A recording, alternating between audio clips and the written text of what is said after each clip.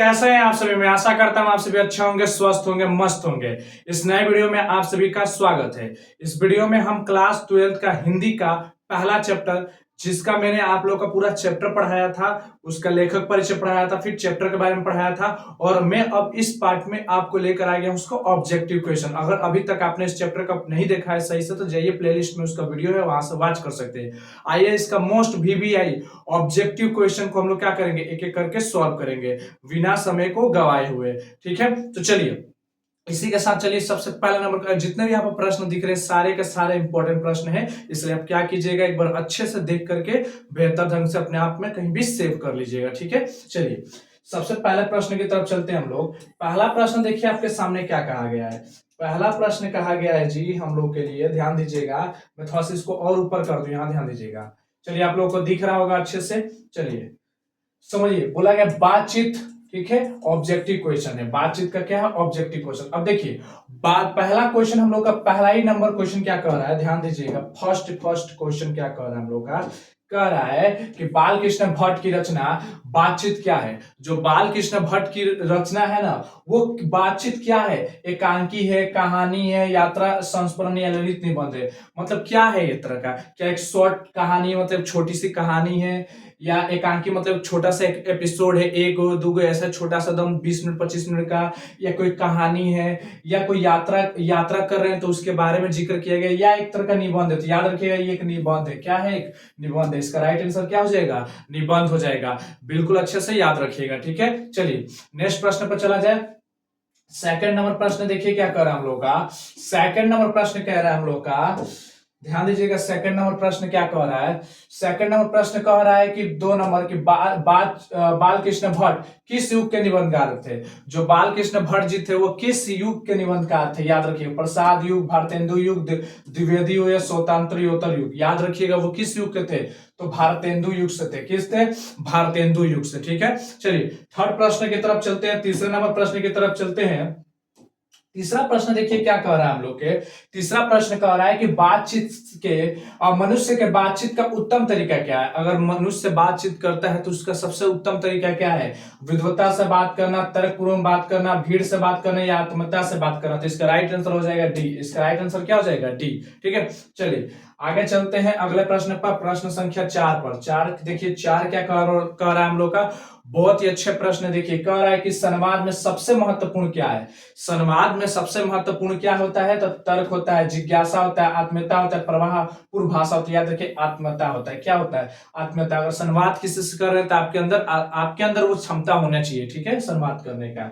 चलिए आगे बोलते हैं अगला। देखिए 5 नंबर क्वेश्चन कहा गया है कि बाल कृष्ण भट्ट का जन्म हुआ था। अब बाल कृष्ण भट्ट का जन्म कब हुआ था, तो याद रखिएगा, देखिएगा बाल कृष्ण भट्ट का जन्म कब हुआ था, तो 23 जून 1844 को। यही होगा, सॉरी ये होगा कि ये होगा कि ये होगा कि ये होगा, क्या होगा इसका राइट आंसर। तो इसका जो राइट आंसर होगा वो राइट आंसर बी होगा। इसका राइट आंसर क्या होगा, बी होगा। 23 जून 1844 ईस्वी में, 23 जून 1844 ईस्वी में इनका जन्म हुआ था। ठीक है, चलिए आगे चलते हैं। अगला क्वेश्चन बोला जाएगा कि 6 नंबर हमारा। देखिए प्रश्न क्या कहा गया है, कहा गया है कि संयोक्ता स्वयंवर की रचना है। देखिए संयोक्ता जो स्वयंवर है वो रचना है, वो किसकी रचना है, किन्होंने उसको लिखा है, बाल कृष्ण भट्ट, प्रताप नारायण मिश्र, श्रीनिवास दास जी, मैथिली शरण गुप्त जी। तो याद रखिएगा इसका भी राइट आंसर क्या होगा, ए होगा। इसका राइट आंसर क्या होगा, ए। यानी संयोक्ता स्वयंवर का जो भी जिक्र आएगा तो याद रखिएगा बाल कृष्ण भट्ट। संयोक्ता स्वयंवर मतलब वही पृथ्वीराज चौहान, याद होगा आपको पृथ्वीराज चौहान की जो घटना हुई थी जयचंद के साथ। जब उस समय आपको पता ही होगा इब्राहिम लोधी वाली की कहानी, जब लोधी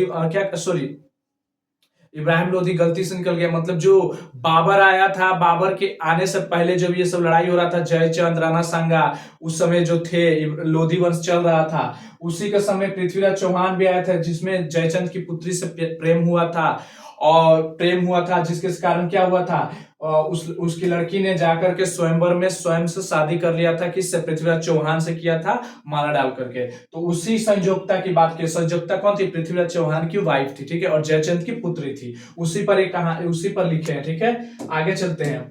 आगे कहा जा रहा है 7 नंबर क्वेश्चन कहा क्या गया है कि कौन सी रचना बाल कृष्ण भट्ट की नहीं है। आखिर कौन सी ऐसी रचना है जो बाल कृष्ण भट्ट की नहीं है। देखिए ऐसा क्वेश्चन आपके सामने एग्जाम में जरूर रहता है, एक ना एक प्रश्न आता ही रहता है। क्यों? क्योंकि नहीं का प्रयोग करके आपको कंफ्यूज करने की कोशिश करेगा। समझिएगा, जब कहेगा कि कौन सी रचना बाल कृष्ण भट्ट की नहीं है, इसका मतलब 3 गो होगा बाल कृष्ण भट्ट जी का और 1 गो नहीं होगा, वही आंसर निकालना। यानी जब भी नहीं का प्रयोग करेगा तो याद रखिए जो चीज का नहीं कह रहा है ना उसका मतलब 3 गो जरूर होगा, 1 गो नहीं होगा। तो बाल कृष्ण भट्ट की नहीं है, इसका मतलब कौन सी रचना बाल कृष्ण भट्ट की नहीं है, इसका मतलब 3 गो होगा बाल कृष्ण भट्ट की रचना, 1 गो नहीं होगा। नूतन ब्रह्मचारी ये भी है, सो जाने एक सुजान ये भी है, सद्भाव का भाव ये भी है, परीक्षा गुरु जो है ना इनका नहीं है। इसलिए याद रखिए राइट आंसर का क्या हो जाएगा, डी हो जाएगा। ठीक है, चलिए आगे चलते हैं नेक्स्ट प्रश्न पर। नेक्स्ट प्रश्न देखिए क्या कर रहा है, 8 नंबर कह रहा है कि कौन सी रचना बाल कृष्ण भट्ट की है। अब यहाँ पर कौन सी रचना बाल कृष्ण भट्ट की है, की आ गया तो समझिए कि अब नहीं का प्रयोग नहीं, तो इसका मतलब 3 गो नहीं होगा, 1 गो होगा। ठीक है, तो अब यह थे रेल का विकट खेल और कछुआ रेणुका प्राशत, ये जगह रेल का विकट खेल। ठीक है, रेल का विकट खेल जो है बाल कृष्ण भट्ट जी का है। ठीक है, आगे चलते हैं नेक्स्ट प्रश्न पर। नेक्स्ट प्रश्न 9 नंबर देखिए क्या कह रहा है हम लोग का। 9 नंबर कह रहा है कि बाल कृष्ण भट्ट ने कौन सा मासिक पत्र निकाला था। बाल कृष्ण भट्ट कौन सा 1877 ईस्वी में वो जाकर के किस में ज्वाइन करे थे, हिंदी प्रदीप में ज्वाइन हो गए थे। ठीक है, और वहां से ही उन्होंने क्या किया था, तो लगभग 3300 वर्ष तक वहां पर काम किए थे। ठीक है, तो यहाँ पर प्रताप हो जाएगा, कर्मवीर और हिंदी प्रदीप, ज्योतिष याद रखिए हिंदी प्रदीप। ठीक है, इसमें ही उन्होंने मासिक पत्र निकाला था। ठीक है,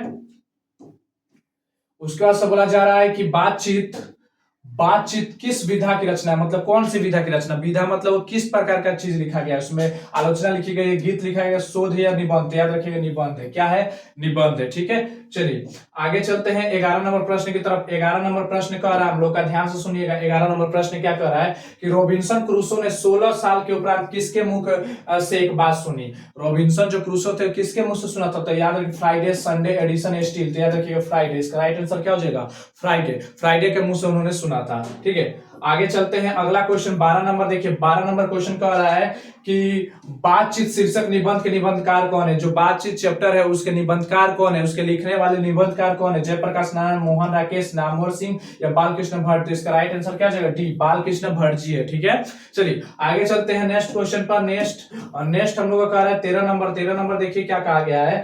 13 नंबर कहा गया है कि 13 नंबर बातचीत के माध्यम से बालकृष्ण भट्ट क्या बतलाना चाहते हैं।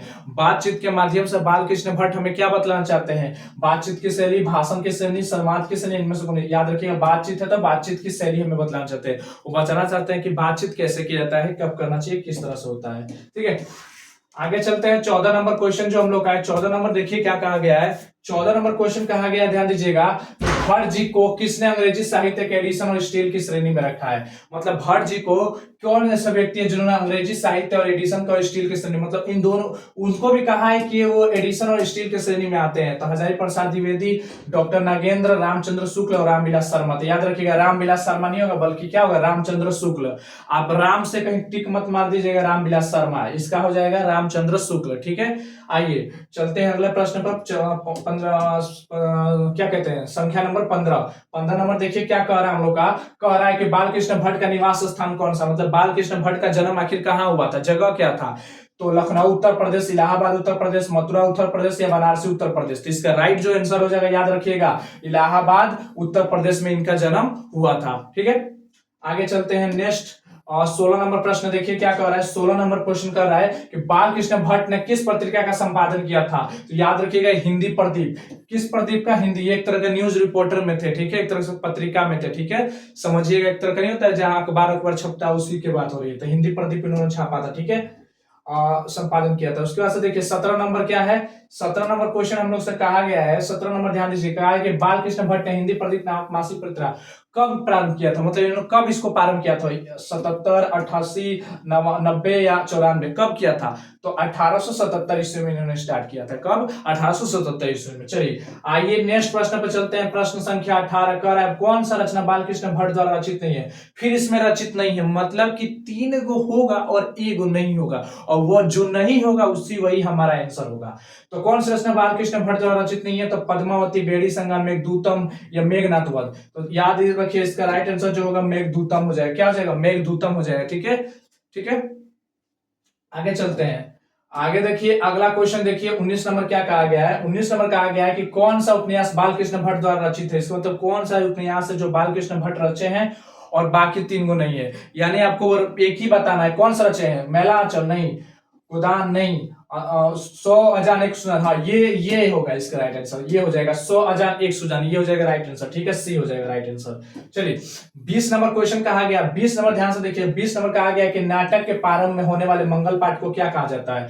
भजन कहते हैं, नांदी पाठ कहते हैं, मंगलाचरण कहते हैं या आरती कहते हैं। तो याद रखिएगा इसका राइट आंसर बी हो जाएगा, नांदी पाठ कहते हैं। क्या कहते हैं हम, नांदी पाठ करते हैं। ठीक है, चलिए आइए अगले प्रश्न की तरफ चलते हैं। प्रश्न संख्या हम 21 की तरफ बात करते हैं। 21 नंबर ध्यान दीजिए। कहा गया कि रॉबिन्सन क्रूसो को कब तक मनुष्य का मुख देखने को नहीं मिला। अरे कब तक देखने को नहीं मिला था। 10 वर्ष, 12 वर्ष, 16 वर्ष या 18 वर्ष। कब तक, तो याद रखिएगा 16 वर्ष। कब तक, तो 16 वर्ष तक उनको नहीं मिला था। ठीक है, आगे चलते हैं नेक्स्ट 22 नंबर क्वेश्चन की तरफ। 22 नंबर क्वेश्चन क्या क्या है। बोलने से ही मनुष्य के रूप का साक्षात्कार होता है। यह किसने कहा। मतलब बोलने से ही मनुष्य क्या होता है, साक्षात होता है, शिक्षित होता है। अगर कोई इंसान बोलता है तभी वो शिक्षित होता है, साक्षात्कार होता है, पढ़ा लिखा मालूम पड़ता है, या बोलना जानता है। तो एडिसन कहा था, बेन जॉनसन कहा था, कि मिल्टन कहते हैं, कि स्पेंसर कहा था। याद रखिएगा इसका राइट आंसर जो होगा बेल जॉनसन होगा। बी हो जाएगा इसका राइट आंसर। क्या हो जाएगा, राइट आंसर बी हो जाएगा। ठीक है, चलिए 23 नंबर प्रश्न की तरफ चलते हैं। 23 नंबर प्रश्न क्या कह रहा है। 23 नंबर हम लोग का प्रश्न संख्या कह रहा है कि असल बातचीत सिर्फ 2 व्यक्तियों के बीच में हो सकती है। यह किसका मत है, यह किसका विचार था कि असल जो बातचीत है वो सिर्फ 2 व्यक्तियों के बीच में हो सकती है। बहुत ज्यादा इंपॉर्टेंट है, बहुत बार पूछा गया है क्वेश्चन। तो याद रखिएगा इसका जो राइट आंसर होगा एडिसन होगा। ये 2 व्यक्तियों के बीच की बात की कहे हैं, और ये जो है ये साक्षात्कार की बात की है, साक्षात्कार। ठीक है, साक्षात्कार, ये शिक्षित होने की बात कर रहे हैं और ये 2 व्यक्तियों के बीच बात करने के लिए बोल रहा है। याद रखिएगा, दोनों क्वेश्चन में कंफ्यूज मत हो जाइएगा। ठीक है, आगे चलते हैं। और 24 नंबर बोला जा रहा है कि 24 नंबर में देखिए कि एडिसन के अनुसार असल बातचीत कितने लोगों के बीच में हो सकती है। अभी बोले कि एडिसन के अनुसार बातचीत सिर्फ 2 लोगों के बीच में होती है। ठीक है, अगर तीसरा या चौथा व्यक्ति आ जाए तो बात नहीं रहती, बात का बत का ही बन जाता है। ठीक है, आगे चलते हैं। आगे नंबर 25 नंबर क्वेश्चन क्या कहा जा रहा है। 25 नंबर क्वेश्चन कहा है कि बातचीत से मन किस प्रकार हो जाता है। बातचीत अगर करते हैं किसी से तो मन कैसा हो जाता है, क्रोधपूर्ण होता है, भारी या बोझिल होता है, हल्का या स्वच्छ या जो होता है। देखिए गांव देहात में लोग अपने मन को भुलवाने के लिए किसी न किसी से बातचीत करते रहते हैं। इससे क्यों, क्योंकि एक दूसरे से बातचीत करने से क्या होता है, मन हल्का होता है, साफ हो जाता है। याद रखिएगा, हल्का और स्वच्छ हो जाता है। ठीक है, चलिए आगे चलते हैं। अगला प्रश्न 26 नंबर क्या कह रहा है, किसके ना होने से सृष्टि गूंगी प्रतीत होती है। किसके ना होने, याद रखिए वाक शक्ति। इसमें क्या है, बोलने की शक्ति ना हो तो गूंगी प्रतीत हो, गूंगा। बोलने की शक्ति ना हो तो गूंगा लगेंगे। इसमें देखने और एथी करने क्या शक्ति है। ठीक है, चलिए अगला चलते हैं। 27 नंबर क्वेश्चन कहा गया है, आर्ट ऑफ कंजर्वेशन कहाँ के लोगों को सर्वाधिक प्रसिद्ध है। कहाँ के लोगों को प्रसिद्ध था। तो जब भी आर्ट ऑफ कन्वर्सेशन वाला चीज आएगा तो याद रखिएगा यूरोप का, याद रखिएगा यूरोप, याद रखिएगा क्या रखिएगा, यूरोप। ठीक है, इससे क्वेश्चन आएगा तो आप यूरोप क्लिक मार दीजिएगा। आगे चलते हैं। अगला क्वेश्चन क्या कहा गया है, 28 नंबर कहा गया हम लोग का कि बालकृष्ण भट्ट को किस काल के रचनाकार है। मतलब किस काल के रचनाकार थे, आदिकाल, भक्ति काल, रीति काल या आधुनिक काल। वह एक मॉडर्न टाइप के थे। ठीक है, तो इसलिए याद रखिएगा आधुनिक काल के, क्योंकि उन्होंने आधुनिक काल के बारे में ही बताया है। जो ये बाल विवाह, जो कम उम्र में लड़का लड़की का शादी कर देना, कम उम्र में ही, बहुत सारी ऐसी घटनाएं बताए हैं, बहुत सारी चीजों पर चर्चा की है। स्त्री शिक्षा, राजा के कुलप्रथा, बहुत सारे, ये सब आधुनिक काल की ही चर्चा को बात की है। ठीक है, आगे चलते हैं। अब 29 नंबर क्वेश्चन क्या कहा गया। 29 नंबर कहा गया कि मनुष्य की बातचीत का उत्तम तरीका क्या है। मनुष्य के बातचीत का सबसे उत्तम तरीका क्या है, विद्वतापूर्ण बात करना, तर्कपूर्ण बात करना, भीड़ से बात करना, या अवाक होकर अपने आप से बातचीत करना। ये उनके हिसाब से राइट आंसर था। ये कहते थे कि आप अपने आप से बात कीजिए, बिंदास होकर अपने आप से खुद से बात करना अगर सीख लेते हैं तब आपका कोई दिक्कत नहीं रहेगा। ठीक है, आगे चलते हैं। नेक्स्ट क्वेश्चन 30 नंबर क्या कहा गया है। 30 नंबर प्रश्न कहा गया हम लोग का, तीसरा प्रश्न कहा गया कि बातचीत शीर्षक निबंध के अनुसार जो कुछ मवाद या धुआं और जमा रहता है वो भाप बनकर निकल पड़ता है। कैसे, मतलब भाप बनकर निकल पड़ता है कैसे, जो हमारे अंदर होता है वो कैसे भाप बनकर निकल जाता है। बहस करके, झगड़ा करके, बातचीत के जरिए, हंसने से। याद रखिएगा, आप किसी से बातचीत करेंगे तो क्या होगा, बातचीत के ही जरिए आपका क्या होता है, सब कुछ भाप बनकर निकल जाता है। है, जो भी दुख दर्द होता है एक दूसरे साझा करने से कम हो जाते हैं। ठीक है, ये सारे के सारे मैंने चीज बता दिया है। ठीक है, अगर वीडियो नहीं देखें तो जाइए प्लेलिस्ट में है वीडियो, वहां से वॉच कर सकते हैं। जैसा काम वैसा परिणाम किस लेखक द्वारा रचित प्रहसन है? प्रहसन का मतलब कि हंसी वाला चीज, हंसी वाला जो जिसको पढ़ने से, जिस लेख को पढ़ने से हमको हंसी आए, फन आए, मजा आए। रामधारी सिंह, जयप्रकाश नारायण, बालकृष्ण भट्ट, एवं रखे ज्यादा फिर बालकृष्ण भट्ट जी थे। ठीक है, प्रहसन इन्होंने लिखा था, जैसा काम वाला, और ये बहुत बार पूछा भी है।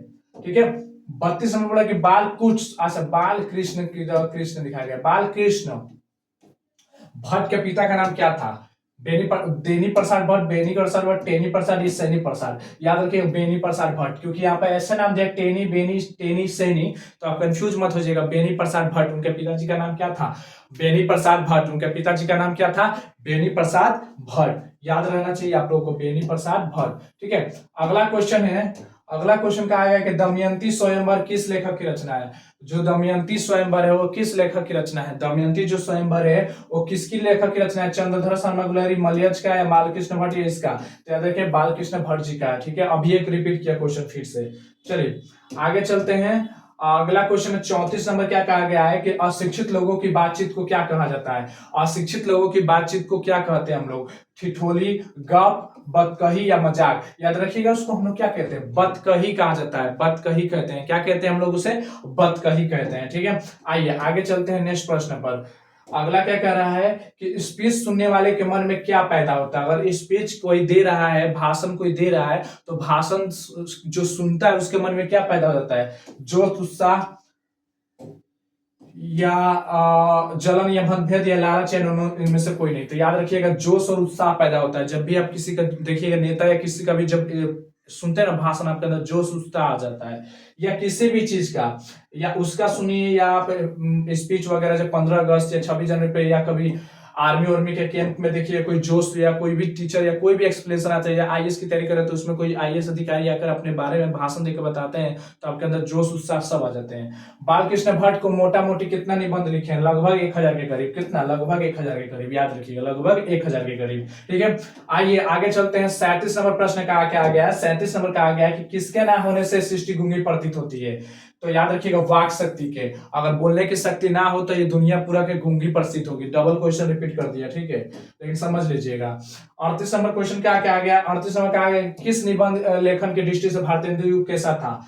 तो उर्वर था, अनुपयोगी था, प्रगतिशील या प्रतिगामी था? याद रखिए उर्वर था। कैसा था? उर्वर था। ठीक है, आइए आगे चलते हैं नेक्स्ट। 39 नंबर प्रश्न क्या कर रहा है? 39 नंबर प्रश्न कर रहा है कि बातचीत के जरिए भाव बनकर क्या बाहर निकल जाता है? बातचीत करते हैं किसी से, इन चारों में से क्या निकल जाता है? ईर्ष्या निकलता है, द्वेष निकलता है, मवाद या धुआं, क्लेश। जब भी किसी से बात की तो मवाद या धुआं निकल जाता है। आपके अंदर जो भी घाव या जो भी चीज होता है दब के रहता है, जो तड़पाता है आपको, क्योंकि देखिए जब भी कहीं पर घाव होता है तो धीरे धीरे आपको तड़पाता है। ठीक है, तो वही चीज आपका समझिए एक तरह से मवाद या थी बन के निकल जाता है बाहर। ठीक है, दो बुढ़ों की बातचीत का आम विषय क्या था? दो बुढ़ों की बातचीत का आम विषय क्या होता? जमाने की शिकायत। टाइम वेस्ट मत कीजिए, जमाने की शिकायत बहु बेटियों से संबंधित था, ये भी था, लेकिन सबसे ज्यादा इसमें आएगा तो आप मारिएगा टिक जमाने की शिकायत। वो ज्यादातर जमाने की शिकायत पर बात करते थे। ठीक है, अगला क्वेश्चन है, अगला क्वेश्चन याद रखिएगा। अगला क्वेश्चन है 41 में बोला कि बालकृष्ण भट्ट की माँ का नाम क्या था? बालकृष्ण भट्ट की माँ का नाम क्या था? तो सावित्री देवी, पार्वती देवी, राधिका देवी या श्यामा देवी? तो याद रखिएगा पार्वती देवी। क्या नाम था माता जी का? नाम पार्वती देवी। यहाँ पर ये वाला मात्रा नहीं रहेगा, पार्वती सिर्फ रहेगा। ठीक है, पार्वती देवी नाम था। ठीक है, पिताजी का नाम बेनी प्रसाद भट्ट, माता जी का नाम पार्वती देवी। और एक ऐसी थी सुसंस्कृत महिला थी। ठीक है, और उसके पिताजी क्या थे? एक व्यापारी थे। बालकृष्ण भट्ट जी की हिंदी शब्दकोश का संपादन किया था। अंग्रेजी, उर्दू, संस्कृत किसका? हिंदी शब्दकोश का प्रदान किया था। किस शब्दकोश का? हिंदी का, क्योंकि हिंदी प्रदीप लिखा था ना, तो हिंदी शब्दकोश में काम किए थे। अगला क्वेश्चन, लास्ट क्वेश्चन इस चैप्टर का, सबसे लास्ट क्वेश्चन है इस चैप्टर का। ये क्वेश्चन है बालकृष्ण भट्ट की मृत्यु कब हुई थी? तो 20 जुलाई 1914, 20 जुलाई 1915, 20 अगस्त 1916। ये तो इसका राइट आंसर होगा 20 जुलाई 1914। ठीक है, 23 जून को जन्म हुआ था और 1844 में। मृत्यु कब हो गई? 20 जुलाई 20 जुलाई 1914 में ये प्रथम विश्व युद्ध के दौरान क्या हो चुके थे, मर चुके। ठीक है, जब प्रथम विश्व युद्ध की शुरुआत हुई उसी दौरान क्या हो गई, इनकी मृत्यु हो गई। ठीक है, तो यहाँ तक आपको वीडियो बताया। देखिए ये सारे के सारे इंपॉर्टेंट प्रश्न थे, आप इसे अच्छे से एक बार वीडियो को फिर से वॉच कर लीजिएगा, हो सके तो नोट कर लीजिएगा। अगर आप इस तरह का वीडियो देखना चाहते हैं तो चैनल को सब्सक्राइब कर लीजिएगा। मिलते हैं फिर से एक नए वीडियो के साथ, तब तक के लिए जय हिंद जय भारत।